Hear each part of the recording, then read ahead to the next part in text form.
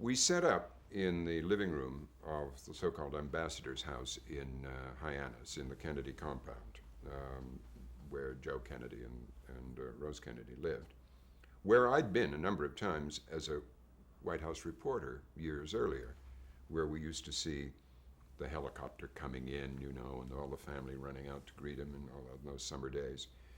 Anyway, it was very melancholy in the fall when we were doing this. It was a sort of late October day, I guess, and the grass is all withered, the seagrass is all withered on the dunes at the foot of the garden.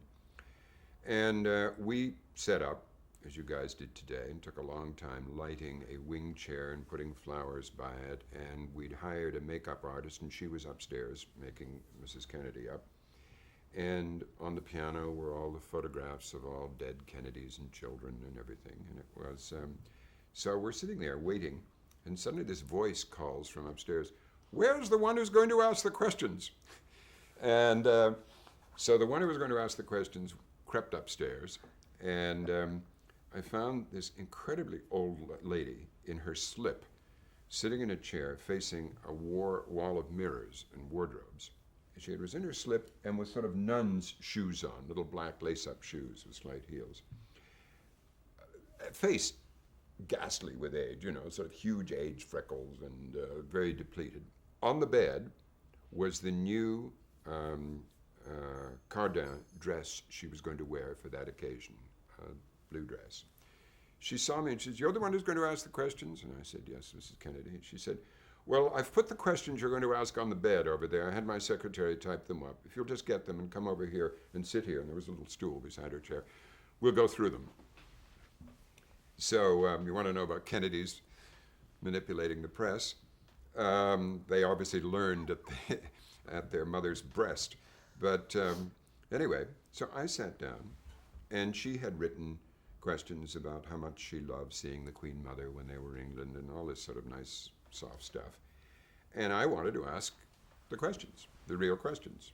I mean, how had this woman survived all this in her own mind, you know, all those tragedies?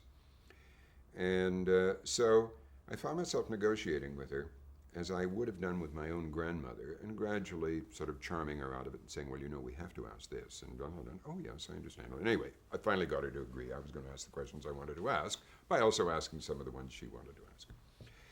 But while this was happening, she was being transformed. When I arrived, they were just putting her false eyelashes on, and then gradually a full makeup process ensued. Took about an hour. And when it was just about finished, they shooed me out of the room so she could put a dress on. And she came downstairs and we were ready for her. And she sat in the wing chair, armchair, and she sat back.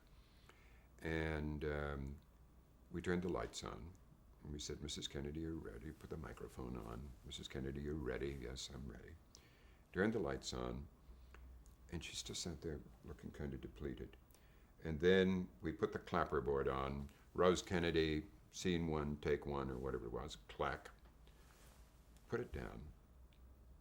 And suddenly these eyes went open and the big false eyelashes went up. And there were these gorgeous sort of hyacinth blue eyes, exactly the color of the dress. And she was on. It was like she was Tallulah Bankhead. She was on and she was terrific. And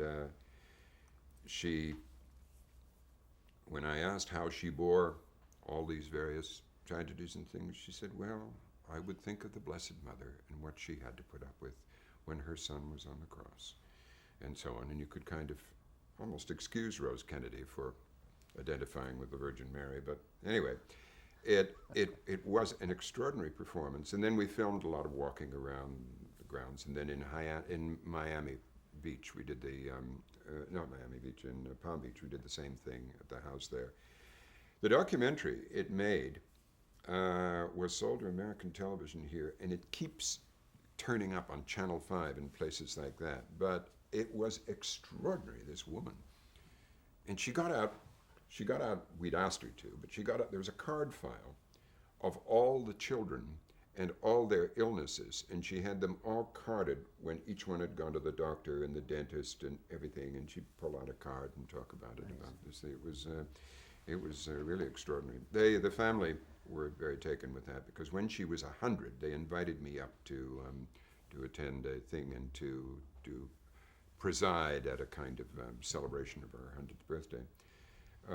Otherwise, I've had very little to do with the Kennedys.